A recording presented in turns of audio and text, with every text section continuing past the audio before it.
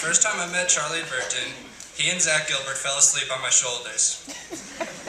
This was the great start of great friendship, consisting of me sleeping over at his house most Saturday nights, playing pool and video games, such as FIFA, which he is so bad at that he scored more goals on himself than on me.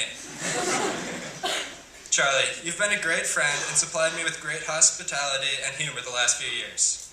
The 255 absent classes to my 51 absent classes, the witty jokes to my terrible puns, Charles Michael Burton.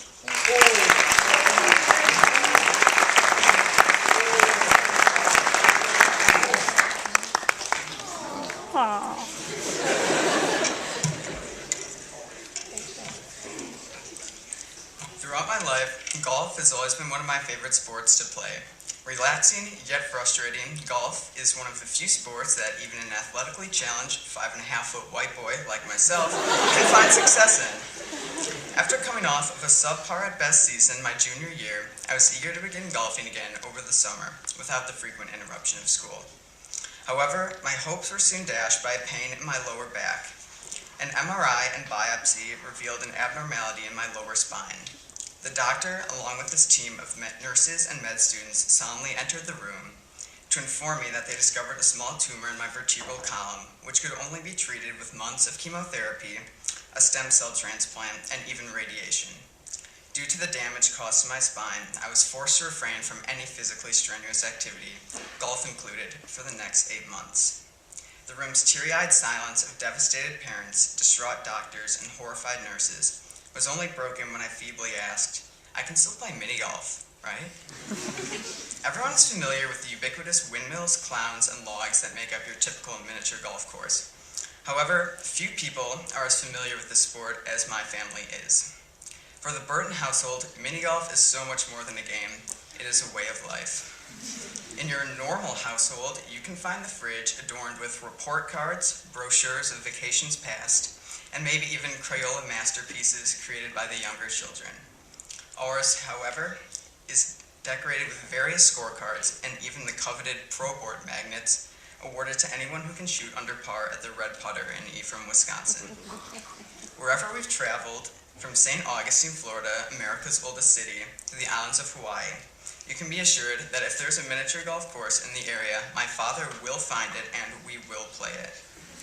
Hayden, my father, and myself even played in the Frostbite Open last year, a 36-hole mini-golf tournament held at the Red Putter on January 1st, even in the sub-zero wind chill. The dictionary defines miniature golf as an informal version of golf played on short constructed obstacle courses. However, this definition does not do justice to the true beauty of the game. Professional mini-golfers, which are real, regard people who refer to their glorious sport as putt-putt or mini-golf with the same contempt that Dr. Bartle feels towards anyone who's ignorant enough to refer to table tennis as ping-pong. Furthermore, miniature golf can range anywhere from fun and informal to downright combative and cutthroat, usually the latter of the two in my family. In a sea of carefree families, screaming toddlers, and laughing children, my father and I can be found, playing with our own putters rather than those provided by the course, meticulously keeping score, and even passive-aggressively trash-talking one another in a manner that would make even Kobe Bryant choke. My time on the sacred, artificial turf grounds of the mini-golf course has reinforced many important life lessons because mini-golf, much like life, is all about what you make of it.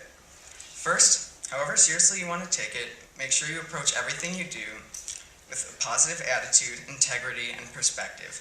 Nobody wants to be that 40-year-old man furiously swearing and yelling after missing yet another 3-foot putt. Secondly, resilience is the key to almost everything. Bad things will happen to you, and screwing up is ultimately inevitable.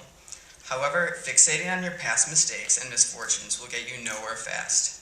The most important putt in golf is always the next one. Being stuck behind a fake plastic rock with no clear shot at the hole may seem like cruel fate. However, it forces you to be creative and even make the best out of a bad situation. Finally, enjoy the little things in life. A round at Pebble Beach costs about $500 per person. A round at the Red Putter only costs about $4. In the weeks approaching my month-long hospital stay for high-dose chemotherapy and transplant, mini-golf took an even larger role in my life. After having the original start date of my treatment delayed over a month due to an untimely case of pneumonia, my family and doctors made the collective decision to pull me out of school in order to avoid whatever strains of the plague were making their rounds at USM last fall. In my newfound isolation, I found sanctuary at the Swingtime Miniature Golf Course in Germantown, Wisconsin, which was completely empty during the school and work week.